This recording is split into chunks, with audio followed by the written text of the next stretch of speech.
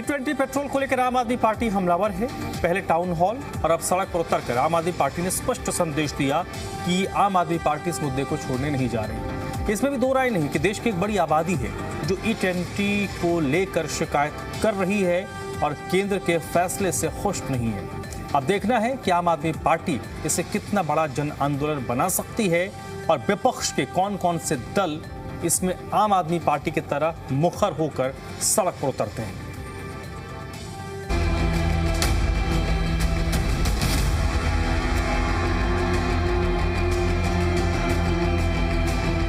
दिल्ली के पूर्व मुख्यमंत्री और आम आदमी पार्टी के राष्ट्रीय संयोजक अरविंद केजरीवाल ने E20 पेट्रोल नीति के खिलाफ प्रधानमंत्री आवास तक मार्च निकाला। हालांकि सुरक्षा कारणों से उन्हें आगे बढ़ने से रोक दिया गया, जिसके बाद केजरीवाल फिरोजशाह रोड पर धरने पर बैठ गए। केजरीवाल ने केंद्र सरकार से E20 पेट्रोल नीति को वापस लेने की मांग की। उनका कहना है कि हमें अमेरिका से इथेनॉल खरीदना बंद करना चाहिए। केजरीवाल ने कहा, प्रधानमंत्री को अमेरिकी प्रेसिडेंट के दबाव में नहीं आना चाहिए। उन्हें अमेरिका से इथेनॉल खरीदना बंद करना चाहिए और हमारे देश पर E20 थोपना बंद करना चाहिए। ट्रंप के दबाव में मोदी जी अमेरिका से इथेनॉल खरीद रहे हैं। अमेरिका दुनिया का सबसे बड़ा इथेनॉल बनाने वाला देश है, लेकिन उनके देश में खपत नहीं है। जो इथेनॉल बनता है वो एक तरह से कूड़े में चला जाता है। तो ट्रंप ने दबाव डाला है मोदी जी के ऊपर कि आप अमेरिका का इथेनॉल खरीदिए। तो ट्रंप के सामने मोदी जी की चलती नहीं है। तो इस साल $2.5 बिलियन का 1 billion litres ethanol 5 billion litres ethanol America से खरीदने की तैयारी है और वो सारा आपकी गाड़ियों में ठूसा जाएगा। तो ट्रंप की गुलामी की वजह से आज हमारी 30 करोड़ के करीब गाड़ियां हैं। लगभग 22 करोड़ तो टू व्हीलर है, 8 करोड़ कार हैं जो इथेनॉल इस्तेमाल नहीं कर सकती, लेकिन उनमें इथेनॉल का पेट्रोल जबरदस्ती डाला जा रहा है। लोगों के माइलेज कम हो गए। मैकेनिक से बात करो, इनसे बात करो, गाड़ी वालों से गाड़ियां खराब हो रही हैं लोगों की। एक के बाद एक लोग वीडियोस डाल रहे हैं, लेकिन प्रधानमंत्री जी तो ट्रंप रट रहे हैं। ट्रंप के दबाव में, क्योंकि ट्रंप ने कह दिया है मेरा इथेनॉल आपको खरीद के अपनी गाड़ियों में लगाना पड़ेगा, तो बीजेपी तो वही कहेगी जो ट्रंप कहेंगे। हालांकि आम आदमी पार्टी के विरोध प्रदर्शन पर बीजेपी ने पलटवार किया है।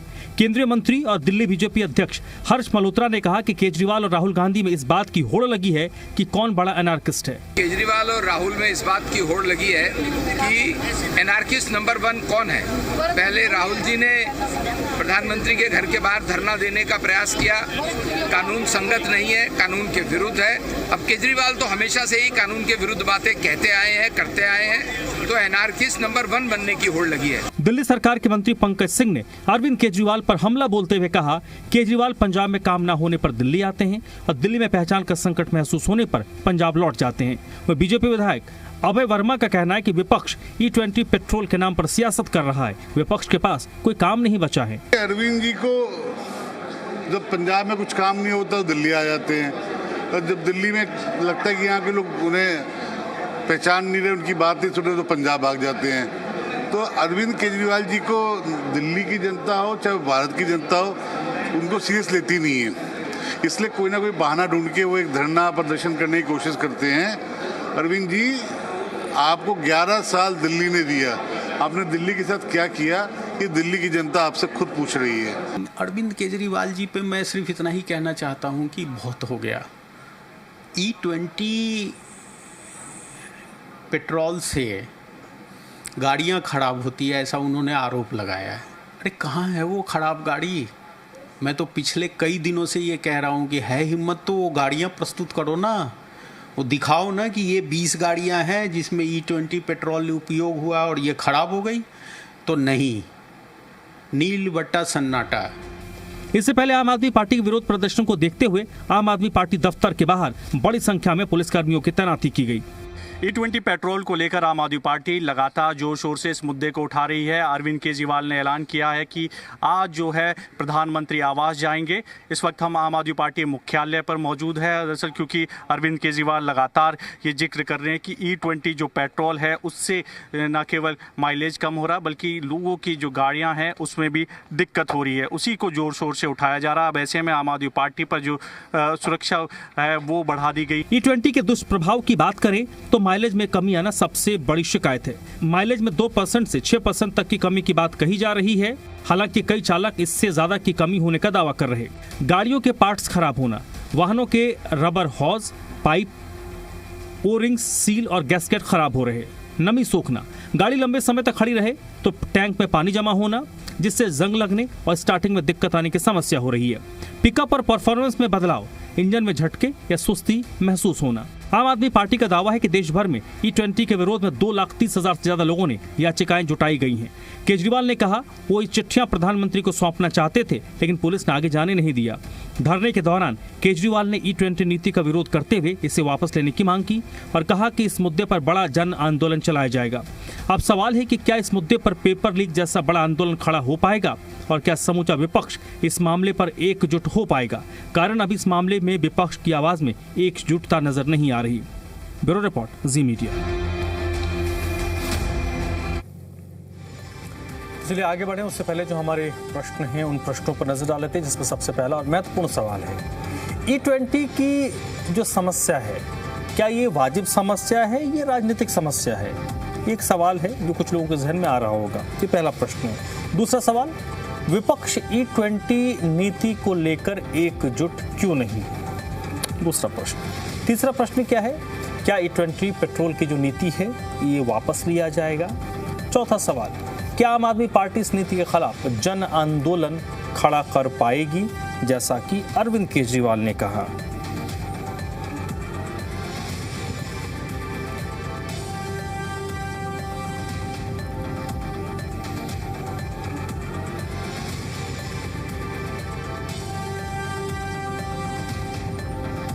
तो ये देखिए हमारे 3 प्रश्न हैं, ये हमारे 4 प्रश्न हैं जिस पर आज हम बात करेंगे।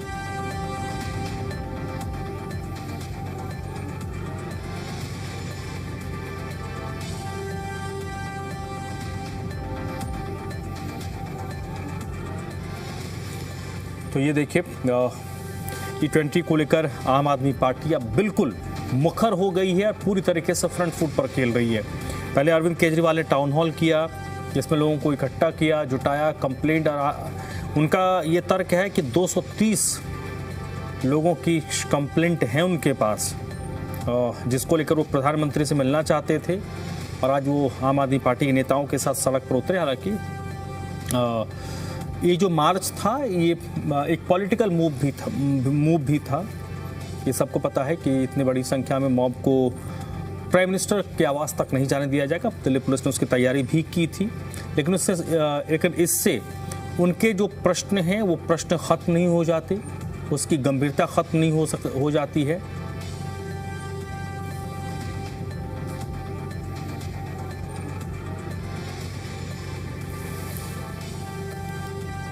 और चलिए सीधे रुख कर लेते हैं अपने मेहमानों का, जो इस वक्त इस चर्चा में मेरे साथ जुड़ चुके हैं। पहले उनसे आपका परिचय करवा देते हैं। इस चर्चा में इस वक्त मेरे साथ आम आदमी पार्टी के प्रवक्ता राहुल आर्यन जी जुड़ चुके हैं। बहुत बहुत स्वागत है राहुल जी आपका। आदेश भारद्वाज जी भी हमारे साथ जुड़ चुके हैं, कांग्रेस पार्टी के प्रवक्ता हैं। सर बहुत बहुत स्वागत आपका। और दिनेश सिंह गैत साहब हैं, राजनीतिक विश्लेषक हैं। थोड़ी देर में भारतीय जनता पार्टी से भी जो उनके नुमाइंदे हैं, नेता हैं, वो जुड़ने वाले हैं। सबसे पहले आज इस मामले की जो शुरुआत राहुल आर्यन जी आपसे करता हूं। अरविंद जी ने एक बात कही कि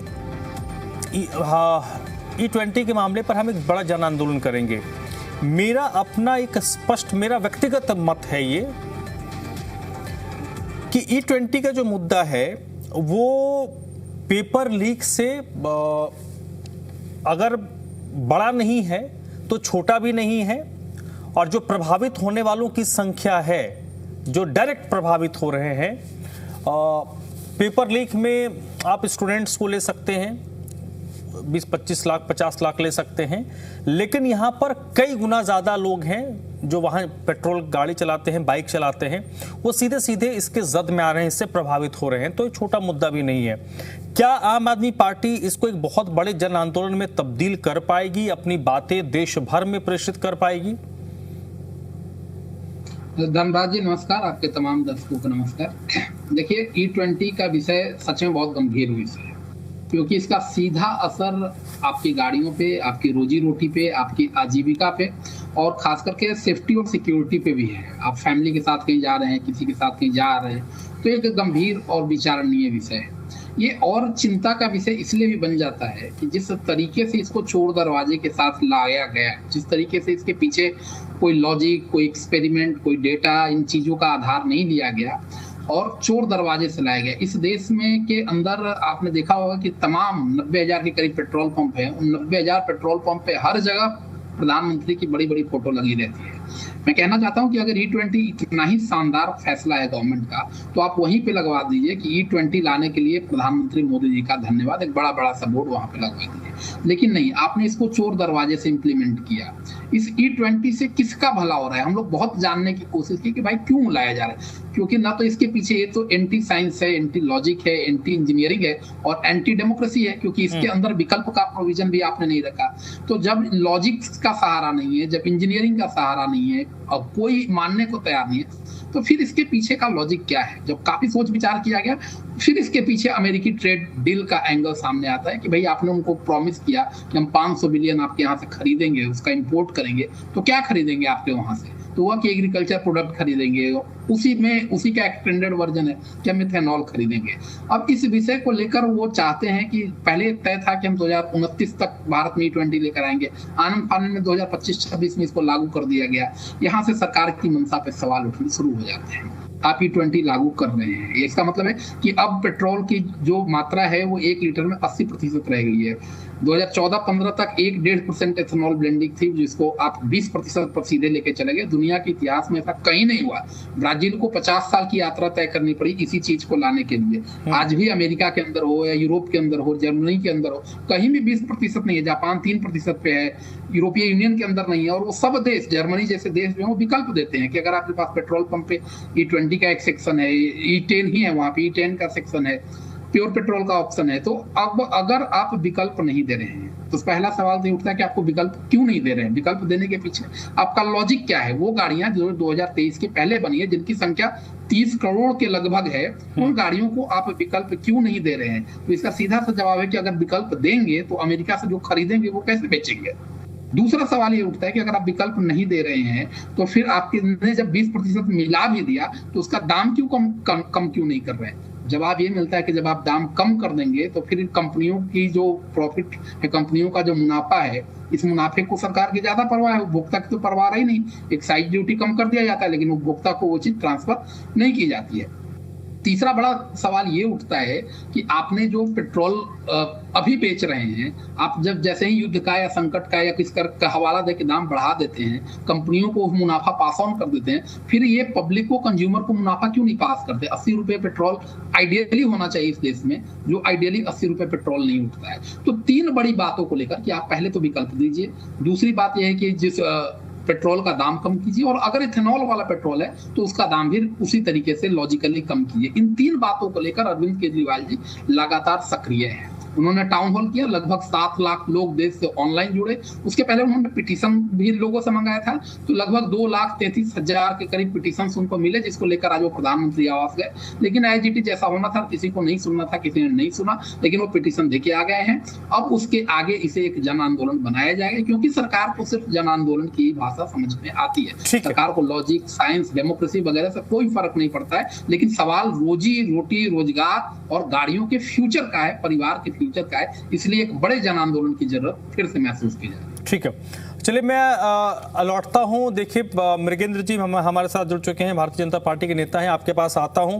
उससे पहले एक बड़ी अपडेट है, दिल्ली में SIR की जो प्रक्रिया है उसकी तारीख बढ़ा दी गई है। बड़ी अपडेट इस वक्त की, दिल्ली में अब 17 अगस्त तक SIR होगी। दिल्ली में BLO 17 अगस्त तक सर्वे करेंगे और जो फाइनल वोटर लिस्ट है वो अक्टूबर में आएगी, क्योंकि 17 अगस्त को जब डेडलाइन खत्म होगा उसके बाद कितने लोगों के नाम कटे हैं वो नाम सामने आएंगे।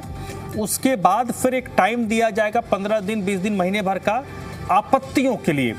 और जब एक बार आपत्तियां दर्ज हो जाएंगी उसके बाद जब आपत्ति आएंगी फिर उनका क्रॉस वेरिफिकेशन होगा, वो 15-20 दिन, महीने भर का टाइम होगा। उसके बाद जो फाइनल वोटर लिस्ट होगी वो अक्टूबर के महीने में जारी की जाएगी। तो बड़ी अपडेट यही है कि 17 अगस्त तक SIR की जो तारीख है दिल्ली के लिए बढ़ा दी गई है। और चलिए एक बार फिर से अपनी चर्चा की तरफ हम लौटते हैं। मृगेंद्र जी के पास जाऊं उससे पहले कांग्रेस पार्टी का जो प्रवक्ता हैं उनका रुख कर लेता हूं। सर, सीधा प्रश्न तो वही है कि E20 मामले को लेकर विपक्ष की जो आवाज है वो एकजुट क्यों नहीं है? ये बड़ा इशू है, लेकिन उस जो आम आदमी पार्टी जिस तरीके से विरोध प्रदर्शन कर रही है, आदेश भारद्वाज जी, उस तरीके का विरोध प्रदर्शन क्यों नहीं सभी विपक्षी दल कर रहे हैं? धर्मराज जी, सभी विपक्षी दल कर रहे हैं, देश के तमाम लोग कर रहे हैं, देश के बहुत सारे कर रहे हैं, लेकिन इस सरकार की कान पे जू नहीं रहेंगी। सच्चाई ये है कि मोदी जी की सरकार ने 2018 में ये प्लान किया कि हम E20 को 2030 तक लेके आएंगे, और जब 2030 में तक लेके आएंगे तो उसके साथ हमें ऑटोमोबाइल इंडस्ट्री में काफी चेंज करना होगा, उसको अपग्रेड करेंगे। जैसे हम यूरो 1, यूरो 2, यूरो 3, यूरो 4 और 6 पे आए हैं, तो उसके लिए टेक्नोलॉजी को भी अपग्रेड करना पड़ता है, उसमें भी बहुत सारे चेंज लेके आते हैं और तब उसको लागू करते हैं। तो जो 2018 में इन्होंने कहा कि हम 2030 तक E20 लेके आएंगे, बाद में सरकार ने अपने फैसले से बदली और 2025 में ही E20 ले आए, जबकि नीति आयोग की रिपोर्ट थी 2021 की, उन्होंने उसमें कहा कि इससे जो है 10% तक जो माइलेज कम आता और बढ़ता है, और कई और चीजें उसमें बताई गई थी, नीति आयोग की खुद रिपोर्ट में है। रिसर्च एसोसिएशन ऑफ इंडिया ने बहुत सारे फैक्ट्स इसके बताए कि इससे ये नुकसान है, इसको जल्दबाजी से लागू नहीं करना। सरकार E20 को जो 2030 में लाना से लागू कर, इसके लिए कल कैलकुलेशन एक टाइप है,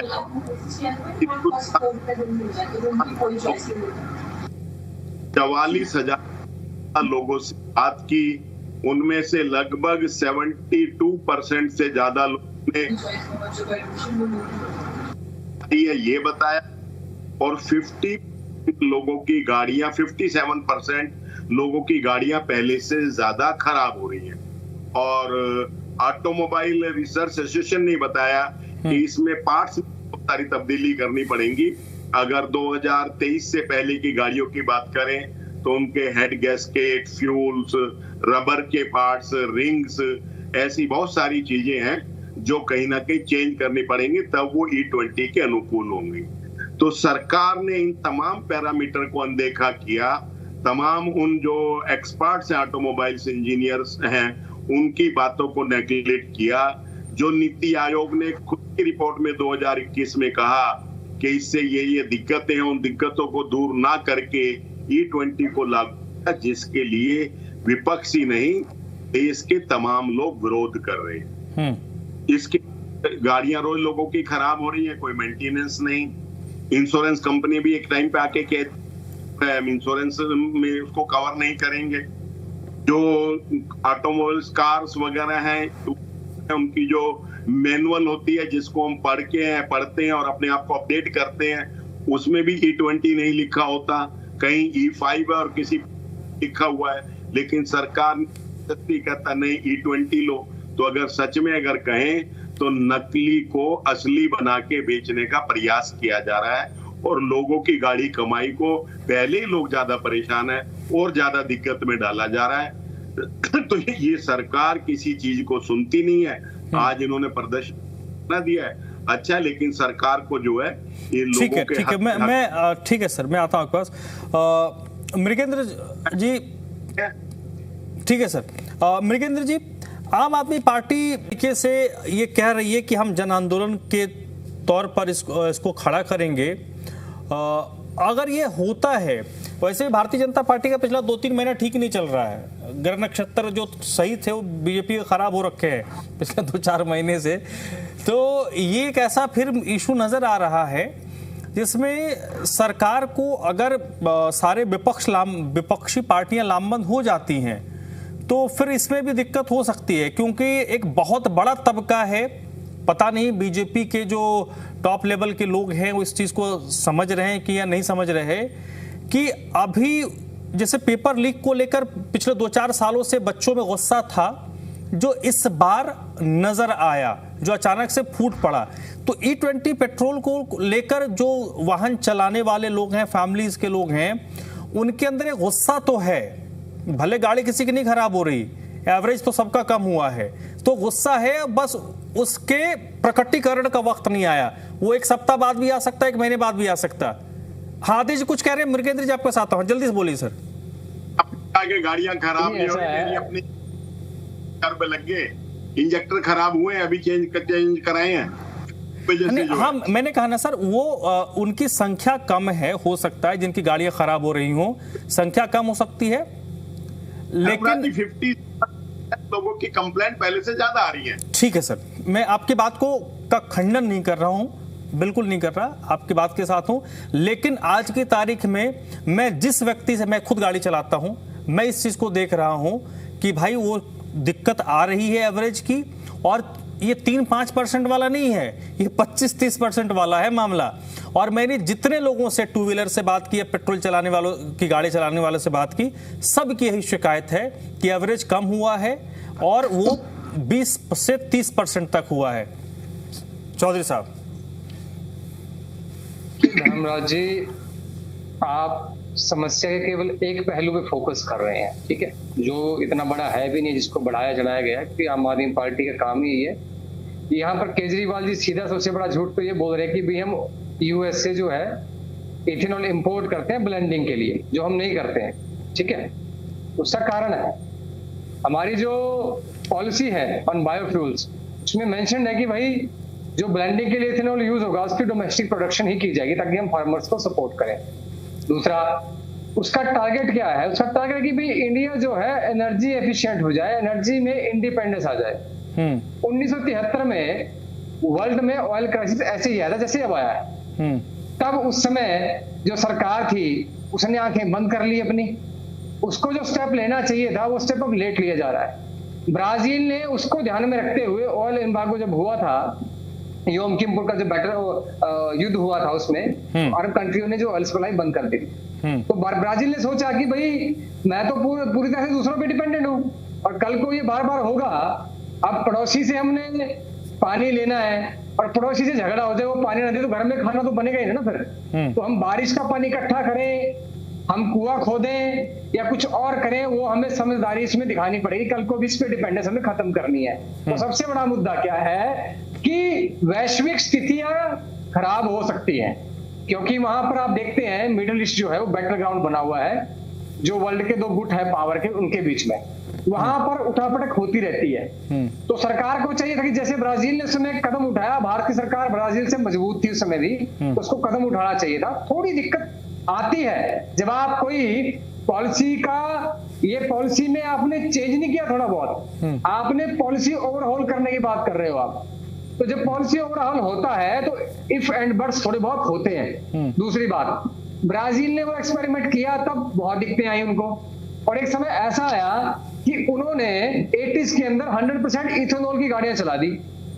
बाद में क्या हुआ, जब ऑयल एम्बार्गो हट गया, समस्या का समाधान हो गया, तो अरब कंट्रियों ने आधे से भी कम रेट में तेल सप्लाई करना शुरू कर दिया।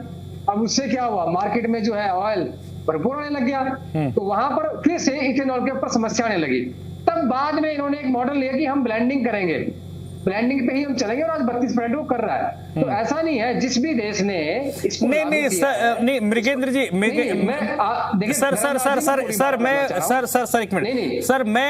मिनट, मैं इतना ज्ञानी आदमी हूं नहीं, और मैं ज्यादा ज्ञान वाली बात भी नहीं करता, मैं लेमैन की बात करता हूं। मैंने 100 रुपए में 1 लीटर पेट्रोल भरवाया। मेरी जी, आप एक बात को समझिए, पानी बिल्कुल ना मिले और पानी 2 रुपए महंगा मिले और आपको खाना बनाना और पानी पीना है, तो आपके पास विकल्प ही है कि 2 रुपए महंगा ही मिलेगा, तो आप सोचेंगे, आप कहेंगे पानी दो मुझे। हमें एनर्जी, ये हमारी डोमेस्टिक प्रॉब्लम नहीं है। हमें पहली बात है एनर्जी इंडिपेंडेंट होगा। हाँ, मैं मानता हूं कि जब हम इस काम को करते हैं तो समस्याएं आएंगी। अब उसमें मैं जो असली समस्या है उसके बारे में बताता हूं, और जो इन्होंने फैब्रिकेट कर रखी है उसके बारे में आपको बताता हूं। ये कह रहे हैं कि हम यूएस से जो है तेल नहीं सर उसको रहने दीजिए। यूएस मैंने उस इशू को उठाया नहीं कि वो यूएस से, ट्रम्प से डरते हैं। केजरीवाल जी ने अरे ठीक है, हाँ वो मैं पॉलिटिकल आपने बोला अभी कि क्या ये जन आंदोलन खड़ा कर देंगे? हाँ बिल्कुल जन आंदोलन बिल्कुल नहीं, तो उनकी स्टेटमेंट क्या है कि वो जन आंदोलन नहीं वो जन आंदोलन इस चीज पर खड़ा करना चाहते हैं कि जो पेट्रोल के गाड़ी चलाने वाले, बाइक चलाने वाले, 4 व्हीलर चलाने वाले हैं, उनको ये दिक्कत आ रही है कि उनकी गाड़ियां खराब हो रही हैं। और जैसे आपने कहा ना कि आपको 2 गिलास पानी की जरूरत है, कल को 1 गिलास भी ना मिले तो और थोड़ी महंगी मिले, तो भाई सरकार हम लाते इसी चीज के लिए हैं। हमारी सरकार किस काम के लिए है कि नहीं कि नहीं हंसने वाली बात नहीं है। सरकार चुनते हैं किस लिए हम हैं कि सरकार वो प्रोटोकॉल अपना वो बढ़िया 10,000 मैं उसका सरकार होती किस चीज के लिए? मैं उसका उत्तर देना चाह रहा हूं पर आप उसको सुनना नहीं चाह रहे हैं। नहीं सर, मैं नहीं, मुझे दिक्कत यह ना कि भारतीय जनता पार्टी का कोई भी ऑफ रिकॉर्ड सब मान रहे हैं, लेकिन दिक्कत है कि ऊपर से लाइन नहीं मिली इसलिए आप लोग बोलते नहीं है। मुझे सब कुछ शिकायत है, सबके गाड़ी में एवरेज कम है और सब मोटे आसामी नहीं है सर। 2, 4, 10 लाख 20 लाख कमाने वाले नहीं है कि 1000 10,000 बढ़ जाएगा महीने का खर्चा, तुमको फर्क नहीं पड़ेगा। जी मेरा एक प्रश्न है आपसे, छोटा सा प्रश्न है बस, प्लीज इसी बात पे जो आपने पूछी है। मान लीजिए हम आज इथेनॉल प्रोडक्शन बंद कर देते हैं, ठीक है, ठीक, हमने बंद कर दिया, कल को युद्ध की स्थिति खराब हो जाए, किसकी? जो गैसोलीन आपको आज बाहर जो युद्ध की स्थिति है, वैश्विक स्थिति और खराब हो जाए, भाई अमेरिका है, सऊदी अरेबिया, वो कह दे कि हम तो डबल रेट पे तेल देंगे आपको, और आपके पास रिजर्व कितना है? 70 दिन का है, उसको खत्म करने के बाद आपको डबल रेट पे खरीदना पड़ेगा। मानते हो बात? जब आप 200 रुपए पे बाहर से नहीं तो भारत सरकार भारत सरकार ये कह देना कि भाई हम तभी तक मिला रहे हैं जब तक ये ईरान वाला लफड़ा चल रहा है, उसके बाद हम नहीं मिलाएंगे, फिर प्योर पेट्रोल देंगे। भारत सरकार तो ये नहीं कह रही है। देखिए मैंने अभी क्या बोला आपको कि ब्राजील में 100% हो गया था, जब वहां पे रेट गिरे ना तब पेट्रोल आ गया था। जब अरे तो सर ब्राजील ने मृगेंद्र जी, ब्राजील ने 30-40 साल का वक्त ब्राजील ने 30-40 साल का वक्त लिया। हमारे यहाँ पर तो ये कहा जा रहा है कि अप्रैल 2023 से पुरानी जो गाड़ियां हैं जिनकी संख्या करोड़ों में है वो इसके लायक ही नहीं, कंपेटेबल नहीं है। 80s में 100% इथेनॉल की गाड़ियां चली है ब्राजील में, 80s की बात कर रहा हूं मैं, 40 साल छोड़ दो आप, मैं आपको बता तो रहा हूं। दिक्कत ये है अगर वैश्विक स्तर पर पेट्रोल के रेट गिरते हैं तो हम लेंगे, क्यों नहीं लेंगे? दुनिया ले रही है, हम भी लेंगे, कम रेट पे लेंगे, यहाँ पे भी देंगे। ठीक है सर, ठीक है दिनेश। हर आदमी डेली रेट चेक करता है, पढ़ा लिखा आदमी, कि इंटरनेशनल मार्केट में क्या प्राइस चल रहा है। ठीक है, नहीं दिनेश जी, अब मैं आपके पास आता हूँ सर। मैं बहुत तकनीकी पहलू, एक मिनट सर, राहुल जी एक मिनट, दिनेश जी बहुत उनकी एक पहली प्रतिक्रिया है उनकी। दिनेश जी, मैं एक बात समझना चाहता हूँ सर, भारत में जो कॉमन मैन है, आम आदमी है, उनकी आमदनी हो नहीं रही, ये फैक्ट बात है। आमदनी हो नहीं रही, खर्चा बढ़ा हुआ जा रहा है। मतलब आप खर्चे को रोक नहीं सकते, वो कई गुना तक बढ़ चुका है। हम जैसे लोग खुशकिस्मत हैं, खुशकिस्मत वाले लोग हैं जिनकी एक मुफ्त सैलरी महीने में आ जाती है तो हम उसको मैनेज कर जाते हैं। लेकिन हर इंसान का एक पैरामीटर होता है कि उसके ऊपर जाएगा तो आपको दिक्कत होगी। मसला यह है कि आप हर चीज वैश्विक संकट के नाम पर, ये होने के नाम पे आप बैक चैनल से कुछ भी, आज मैं पॉलिटिकल की तरफ खींचना नहीं चाहता, ऐसा क्यों हो रहा है कि पिछले 2-4 महीने में, साल में आपको हर फैसले को में आपको बैकफायर हो रहा है और आपको उसको वापस लेना पड़ रहा है। आज अगर सारी पार्टियां एकजुट हो जाए, मैं इस पर नेक्स्ट में राउंड में आऊंगा, मैंने 100 रुपए का पेट्रोल लिया, मेरी गाड़ी का एवरेज 20 था, आज भी मैं 100 रुपए का पेट्रोल ले रहा हूं, मेरी गाड़ी का एवरेज 15 हो गया पर किलोमीटर। मैं अपनी गाड़ी का बता रहा हूं सर, 17-18 एवरेज था, अब 12-13 का एवरेज दे रहा है पर किलोमीटर। मुझे घाटा, ये कौन सी सरकार ऐसे करेगी भाई कि आपने कहा 3 से 6%, मैं कह रहा हूं 20 से 30% तक गिरा है। तो भाई मैं क्यों सहूंगा? मेरे जैसे जो करोड़ों लोग हैं वो क्यों सहे? जी, आप सभी को मेरा प्रणाम धर्मराज जी। देखिए, बेहतरीन आपने मतलब जो डिबेट का मुद्दा बहुत बेहतरीन है, और इसको लेके देखिए बहुत सारी चीजें ऐसी में जिस तरह की जैसे कि प्रतिपक्ष की कुछ चुनिंदा सिर्फ पार्टियां, चुनिंदा मतलब कि ज्यादातर जैसे मान के चले कि आम आदमी पार्टी ने आज जो मार्च निकाला, उसके अलावा कांग्रेस के कुछ जो नेता उन लोगों ने बोला, तो उन लोगों ने इस तरह की इतना बड़ा हवा खड़ा कर दिया कि भाई जैसे कि मतलब नजर आया कि जैसे ही आप और हम लोग, आप स्टूडियो से बाहर निकलेंगे, मैं कहीं और किसी ऑफिस से बाहर निकलूंगा तो वहां पर सामने सामने लोग गाड़ियों में धक्का देते हुए नजर आएंगे कि गाड़ी उनकी चल नहीं पा रही है, गाड़ी स्टार्ट नहीं हो पा रही है। ऐसी चीजें नहीं है, ऐसे समस्या है, उसमें कोई मतलब दो राय नहीं है, समस्या कहीं ना कहीं कुछ है। क्योंकि जो जैसे कि पहले की जो गाड़ियां, जो पुराने जैसे इंजन जैसे कि मतलब BS4 वगैरह जो है, उसमें कहीं ना कहीं देखिए प्रॉब्लम उसमें जैसे कि इग्निशन वगैरह या वो तरह की जो चीजें हैं, तो उसमें चीजें आती हैं। और कहीं ना कहीं जैसे इंजेक्टर्स वगैरह क्लीन भी जो है वो रेगुलर तरीके से करवाने पड़ते हैं, उसमें भी कोई दिक्कत मतलब जो आती है, तो उससे मैं बिल्कुल एक तरह से मतलब नकार नहीं सकता इस चीज को कि मैं जो चीज जैसी है तो सीधे सीधे दूध का दूध और पानी की तरह बता रहा हूँ सब चीजें। और तीसरी चीज इसके अलावा देखिए धर्मराज जी, सबसे प्रमुख जो बात यह है कि अगर साथ में देखिए एडिटिव्स वगैरह वो कुछ तरह की चीजें अगर डाली जाए तो इन चीजों से कहीं ना कहीं निजात मिल सकती है। लेकिन आपने जो बताया तो वो बात से मैं पूरे तरीके से इत्तेफाक रखता हूँ कि आपने बोला कि माइलेज ड्रॉप हुआ है, 100% ड्रॉप हुआ है, और साथ साथ में थोड़ा पिकअप में भी थोड़ा फर्क पड़ता है, तो इसमें भी कोई दो राय नहीं है। लेकिन उसके साथ में देखिए चीजें जो है वो सरकार भी अपने तरीके से काम कहीं ना कहीं कर रही है, और उसका कोई ना कोई विकल्प हो गया या कोई रास्ता ऐसा हो गया जिसमें कि कहीं ना कहीं इसको मतलब जनता को कुछ राहत दी जा सके, उन सब पे कार्रवाई 100% सरकार चला रही है। क्योंकि जैसे नीट वाली जैसे बातचीत आपने बोली कि ठीक है नीट जैसे गंभीर हो सकता है, बिल्कुल देखिए जनता जो है वो किसी चीज पे जब आगे बढ़ती है और उसके दिमाग में जब एक चीज आती है कि भाई मेरा नुकसान हो रहा है, तो उसके बाद में कहीं ना कहीं देखिए जन आंदोलन का रूप लेते हुए कोई ज्यादा समय नहीं लगता, लेकिन जन आंदोलन वाले जैसे कोई बातचीत फिलहाल जो है वो नजर नहीं आती। क्यों नहीं आती इस तरीके से? क्योंकि उन चीजों में जैसे अभी जो है सरकार सुधार करने का काम कर रही है, और अभी जैसे BS6 जो इंजन हैं उनमें इतनी कोई बड़ी भारी समस्या उस तरह की चीजें नहीं है ऐसे। और दूसरी बात जैसे अगर बाहर करें मतलब भारत से बाहर की अगर बातचीत करें तो ब्राजील के अलावा US में, यूरोपियन यूनियन में और बाकी और जर्मनी वगैरह बहुत सारी कंट्रीज में और एथनॉल ब्लेंडेड जो है पेट्रोल मिलता है ऐसे। और उसके साथ साथ मतलब जैसे वही वैश्विक संकट वाली बातचीत वो जरूरी चीज है, क्योंकि ये मान के चलें कि एक तरफ है जैसे कि ठीक है मतलब समस्या तो देखिए है, उसमें कोई मतलब मैं अंडरलाइन करके बता रहा हूँ कि समस्या है, 100% समस्या है, और उससे कहीं दुख तकलीफ वाली बातचीत भी होती है। लेकिन ये मान के चलें कि जिस टाइम पे जैसे कि युद्ध वाली स्थिति थी, और अभी भी जैसे आगे किस टाइम पे किस कहाँ पर जो है मतलब ऊंट किस करोड़ बैठे कुछ नहीं कहते, 2-3 जगह से जहां से जैसे देखिए आता है हमारे पास में पेट्रोल या फ्यूल भी या क्रूड जैसे आता है, तो उसका जैसे मान के जैसे कि मतलब है कि अगर रशिया की तरफ तो रशिया की तरफ से दिक्कत हो रही है, यूक्रेन की तरफ से तो वो आपस में लड़ाई करने में लगे हुए हैं उस तरीके से। पर दूसरा जो गल्फ है, तो गल्फ आजकल मतलब काफी सालों से लगातार जो है वहां पर कुछ ना कुछ डिस्टर्बेंस है, कुछ नए स्रोत जो है उनके तलाश करने की कोशिश की गई और तलाश हुआ भी है, और मतलब आने का यहाँ पर जो है सिलसिला शुरू किया गया है। लेकिन इसके साथ साथ अगर हमारे देश में अगर विकल्प अगर मिले, उससे आधारभूत जो ढांचा जो है उसको भी क्रिएट किया सके और इतना एथनॉल हम लोग बना सके जिससे कि ठीक है कि ये हमारी जो डोमेस्टिक मांग जो है उसको पूरी कर सके, और साथ साथ में किसानों को और अन्य जो लोग जैसे हैं उनका भला हो सके, तो साथ में देखिए ये चीजें उनका सुधार आगे हो सकता है। अभी समस्या है, समस्या के साथ साथ में उसको सुधार करने बातचीत जो है वो भी साथ साथ में चल रही है, टेक्नोलॉजी का अपग्रेड करने का काम भी चल रहा है। सर इसमें एक चीज है ना कि किसी भी चीज के लिए जब कोविड 2020 में आया, 24 मार्च 2020 को लॉकडाउन लगा, तो ऐसा तो नहीं था ना कि एक महीने में ही हमने कोई इंजेक्शन तैयार कर लिया, सबको भोंकना शुरू कर दिया। साल भर टाइम लगा ना, उस पर एक रिसर्च हुआ, युद्ध स्तर पे काम हुआ। इसमें मुख्य पहलू तो यही है ना कि आपने कहा कि 23 अप्रैल 2023 के बाद जो गाड़ियां बनी हैं उन गाड़ियों को खराबी नहीं होगी, लेकिन जिसने 2022 में गाड़ी ली है, मैन्युफैक्चर्ड 2022 की गाड़ी है, उसकी गाड़ी भी तो 5 साल पुरानी है, उसकी गाड़ी में तो ये इफेक्ट हो सकता है। और ऐसी करोड़ों की संख्या में गाड़ी है। भाई आदमी नया गाड़ी क्यों लेता है? इसी चीज के लिए लेता है ना कि वो 5-7 साल 8-10 साल बेफिक्र रहे।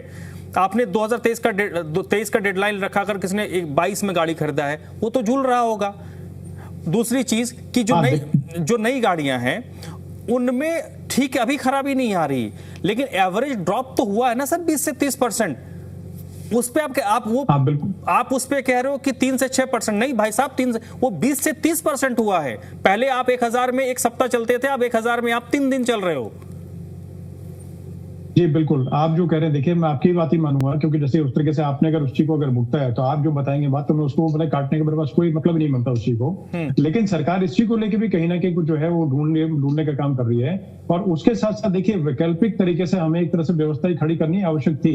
डिस्टर्बेंसेस के टाइम पे देखिए अपनी खुद की सेल्फ सफिशिएंट और सेल्फ जो है रिलायंट होना जो है वो धर्मा जी मतलब वो होना चाहिए और जरूरी है। और दूसरा देखिए जैसे पहले गाड़ी का बताया तो उसमें देखिए एडिटिव शुगर डाल के, क्योंकि मैंने बातचीत कई लोगों से आपने की तो मैंने भी इसी को लेकर बातचीत की। समस्या है लेकिन समस्या का समाधान भी है कि रेगुलर तरीके से इंजेक्टर्स वगैरह क्लीन करवा करके और प्रॉपर तरीके से जैसे रेगुलर इंटरवल पे जैसे कि मतलब बहुत ज्यादा समय तक जैसे जो चीजें अगर सर्विसिंग ना की जाए या साथ में एडिटिव्स वगैरह मतलब जैसे कई चीज होता है डीजल के होते हैं पेट्रोल के अलग होते हैं, तो एडिटिव्स वगैरह डालने के बाद में उसका फर्क 100% जो है मिलेगा। तो आप भी देखिए इसी को देख करके, और बाकी समस्या इससे मैं बिल्कुल भी इससे मतलब इनकार नहीं कर रहा हूँ, तो उसको लेके भी सरकार कहीं गंभीर है। लेकिन ये वैकल्पिक व्यवस्था इसलिए दी गई क्योंकि समस्या थी। जी ठीक है।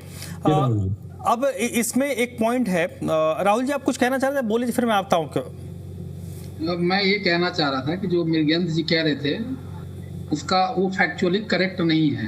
भारत का यूएस से इथेनॉल का इंपोर्ट है और उसका बिल बढ़ता जा रहा है। 2018 में हम $280 मिलियन खरीद रहे थे, जो आज बढ़ के $459 मिलियन हो गया है। 15 जुलाई 2026 के इकोनॉमिक टाइम्स की रिपोर्ट है। मृगेंद्र जी तो चलते फिरते झूठ बोलते थे, जब उनकी गाड़ी पहले भी खराब हो गई थी तब भी वो मानेंगे तो है नहीं मृगेंद्र जी, गाड़ी खराब हो गई थी उनकी।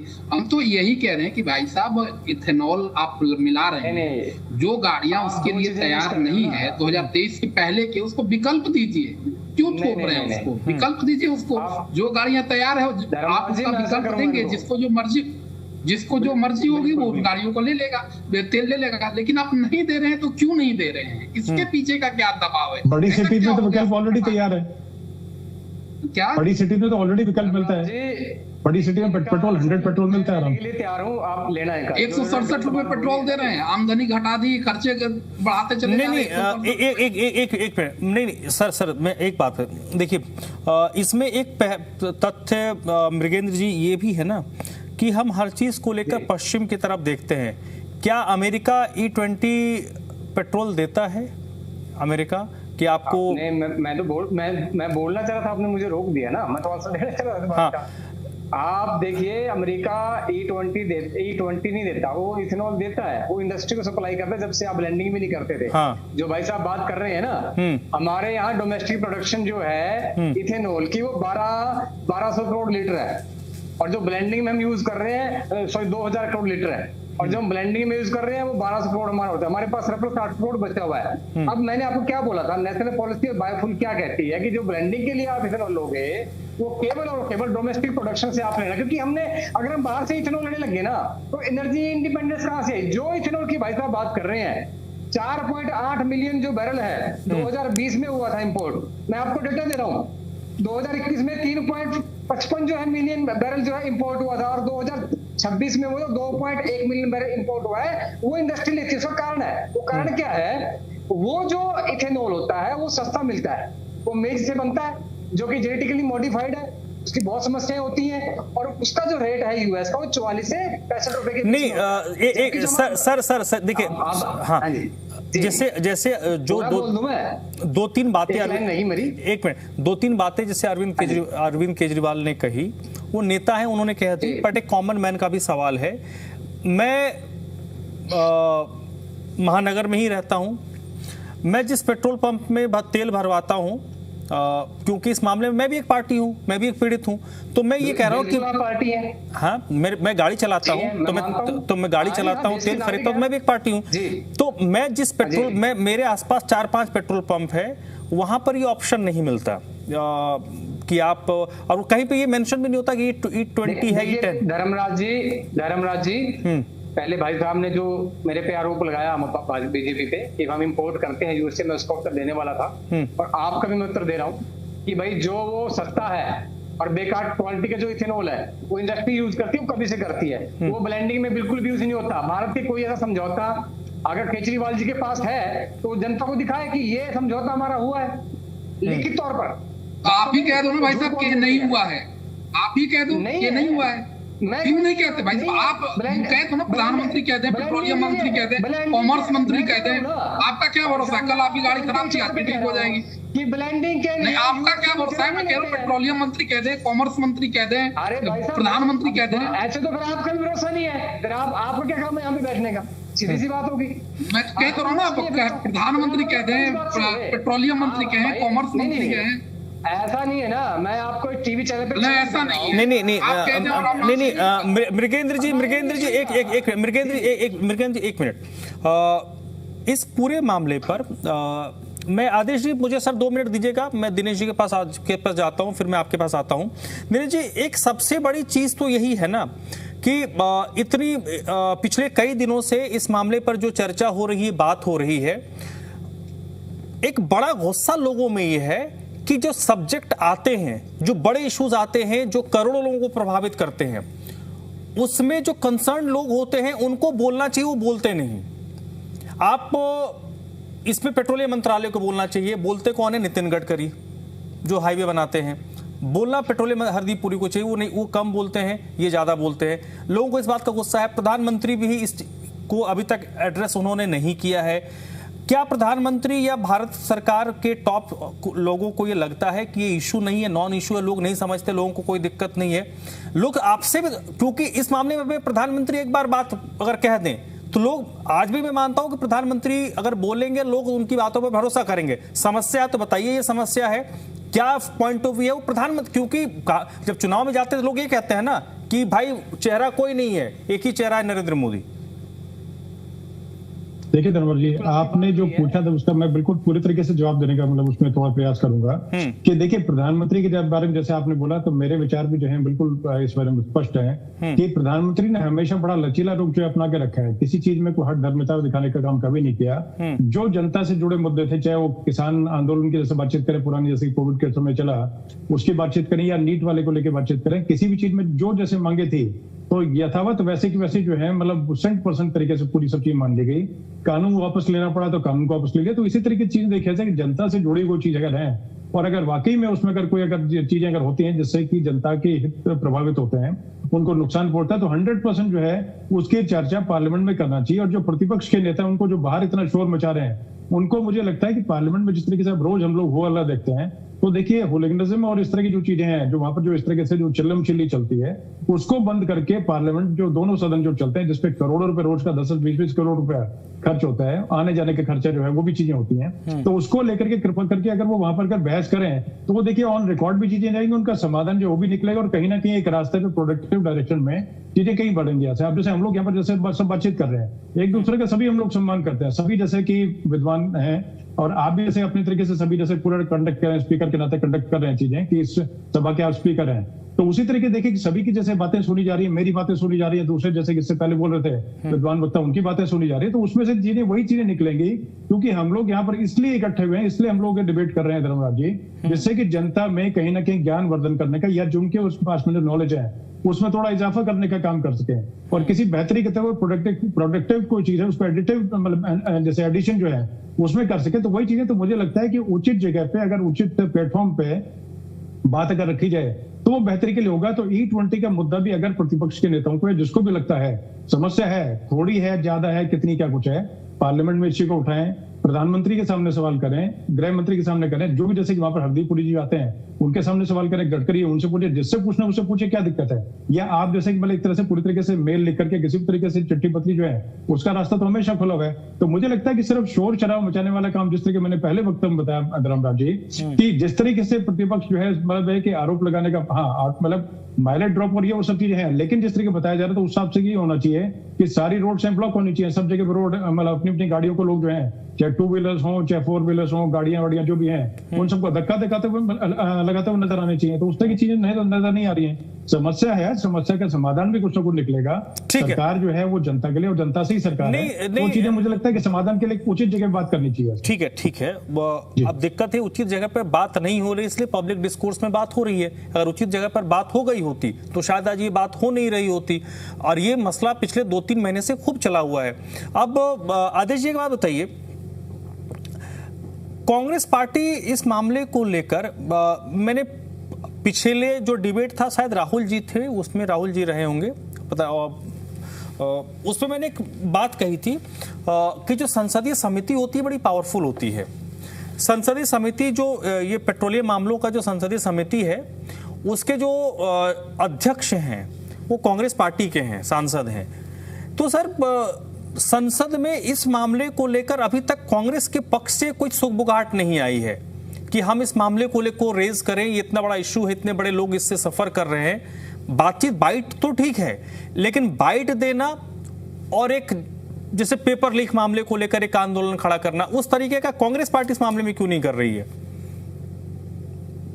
धर्मराज जी, कमेटी का चेयरमैन हो जाने से वो फैसले नहीं लेता है। कमेटी का चेयरमैन सांसदों को एड्रेस करता है और टेबल करता है, उसका ये होता है मेजोरिटी, लेकिन डिस्कशन बराबर। इसी तरह जैसे कैबिनेट में बैठने के बाद कैबिनेट को एड्रेस करते हैं, चेयर करते हैं, लेकिन फैसले सबकी सहमति से होते हैं। प्रधानमंत्री अपनी फैसले नहीं थोप सकते, लेकिन पिछले सालों बहुत सारे फैसले प्रधानमंत्री ने सिर्फ कैबिनेट से पास हुए हैं ये कह के अपनी मर्जी से थोपे जा रहे हैं, जिसका देश को खामियाजा भुगतना पड़ता है। तो एड्रेस करने का ये होता है। दूसरा तो मेजोरिटी से फैसला होता है। तीसरा की रिपोर्ट भी जो है उसी पेट्रोलियम कमेटी में आई थी और उसके बाद ही ये खुलासे हुए।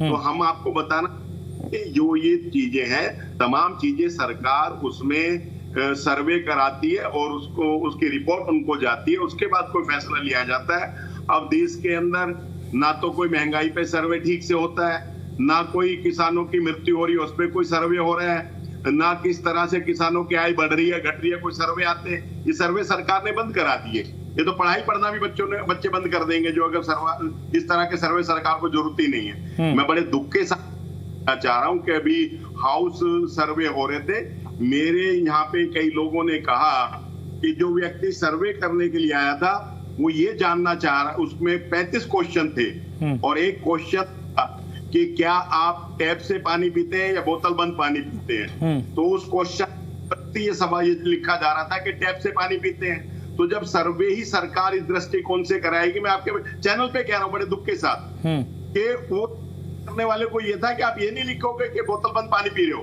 तो सरकार इस तरह से धूलमैल कर रही है, पैसा खर्च कर रही है, सही वास्तविक जानकारी लेना चाहती है और वास्तविक जानकारी की जगह कहीं ना कहीं झूठ परोसा जा रहा है और गुमराह किया जा रहा है। तो ये दिक्कत के कारण है। मैंने आपको कहा कि लोकल सर्कुलर ने एक एनजीओ टाइप है, उसने 305 जिलों में सर्वे किया, 44,000 से ज्यादा लोगों से बातें की, उनकी तकलीफों को उसने बताया। लेकिन गडकरी साहब हमें कहते थे कि पेट्रोल महंगा है, मैं किसानों की भी आमदनी बढ़ाऊंगा और पेट्रोल भी सस्ता होगा क्योंकि एथनॉल लेके आएंगे। लेकिन एक पैसे ना तो किसानों की आमदनी बढ़ रही और ना यहाँ पे कोई पेट्रोल में कोई सस्ता हो रहा है, जबकि 20% मिलावट होगी है 20% 2025। तो ये क्या गणित है कि जब भाषण देना होता है तो मैं सस्ता करूंगा इसलिए ला रहा हूं, इससे कोई नुकसान इसलिए ला रहा हूं।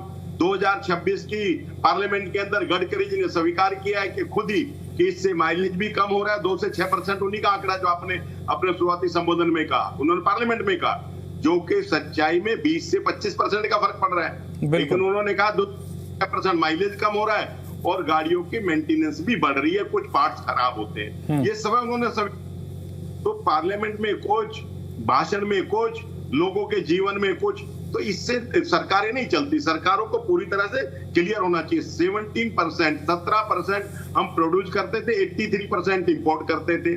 आज 88% जो है वो इंपोर्ट कर रहे हैं, 12% या 5% घट गया हमारा। तो ये क्या कौन इसके नहीं? तो सर मैं आप बस वही समझना चाह रहा हूं कि विपक्ष जैसे आम आदमी पार्टी ने टाउन हॉल बुला लिया, आम आदमी पार्टी सड़क पर उतर गई, तो इसमें सारे विपक्ष एकजुट क्यों नहीं है? अलग अलग जो बाइट्स देना, एक जैसे पेपर लीक को लेकर एक बड़ा आंदोलन होगा, तो क्या आपको लगता है कि इस मामले में आंदोलन हो सकता है? संभावना आप देखते हैं? लोगों की जरूरत की चीजें हैं, लोग महंगाई से त्रस्त हैं। धर्मराज जी, हम बारी बारी लोग इन चीजों को उठाते हैं, चिन्हित करते हैं, सरकार सुनती नहीं है। वो पेट्रोलियम कंडीशन ये नहीं है कि 20% करें, और 20% तो सरकार ने अपना जो प्लान बनाया था, जो एक्शन प्लान था, उसमें 2030 में लेके आना था। वो 2030 से 2025 में उसको रिड्यूस कर दिया उसने। तो प्लान चीजों को भी अनप्लान तरीके से कर रहे हैं। क्यों कर रहे हैं? या तो प्लान गलत बनाया था या सही बना दिया तो बड़ी अच्छी बात है, पहले कर दे लागू, लेकिन लोगों के जेब तो ना कटे।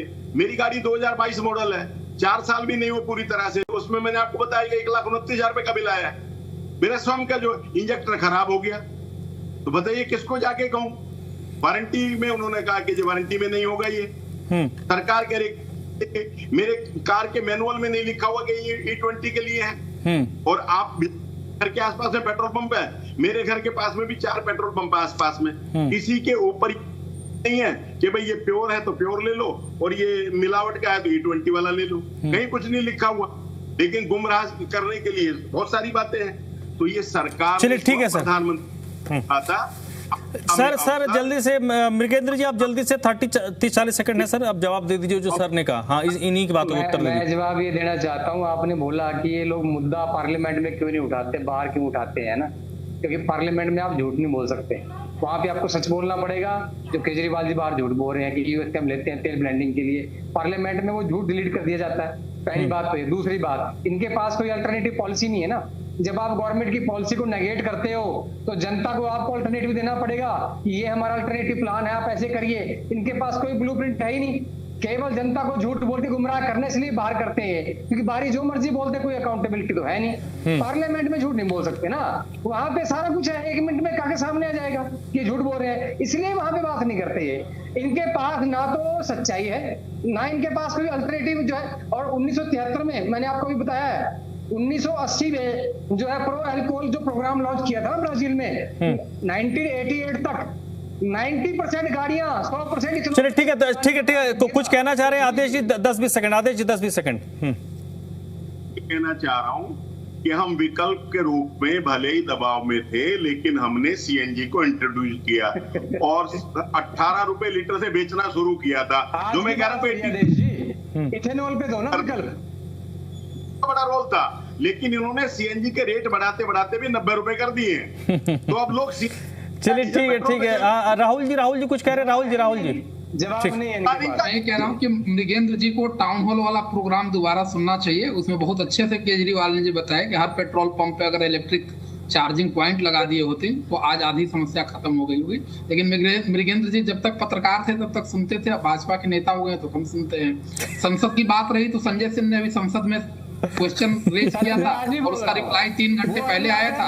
उस 3 घंटे के रिप्लाई में संजय जी ने पूछा कि आपके पास कोई डेटा पैकिंग है, तो सरकार का जवाब है धर्मराज। देखिए सर, ठीक है सर, देखिए मोटा बात यह है कि लोगों को दिक्कत तो हो रही है। अब लोगों को थोड़ी है, हाँ, अब आम आदमी, और ये कोई 2-4-10 लोग नहीं है, करोड़ों लोग हैं। तो आम आदमी पार्टी दिखने लगता है, इसलिए दिक्कत हो जाती है। नहीं हो रही है, पर आप मूल समस्या को नहीं समझ रहे हैं। एनर्जी सर, हम मूल समस्या अगर सर सुनिए, आम आदमी, एक आदमी 100 रुपया कमाता है, उसका खर्चा बटा हुआ है।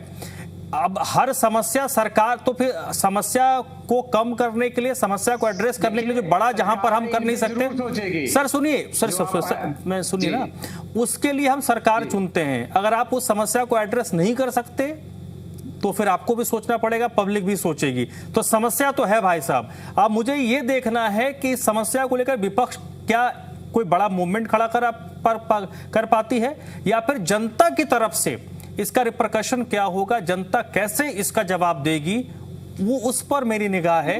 क्योंकि गुस्सा तो है, वो कब फटेगा, 1 सप्ताह बाद, 1 महीने बाद या 1 साल बाद। इस पर्टिकुलर मामले पर मैं तो आज कह रहा हूं, आप लोग रिकॉर्ड करके रख लीजिएगा, इस पर्टिकुलर मामले में पब्लिक में नाराजगी है, गुस्सा है, और गुस्से का प्रकटीकरण कब होगा उस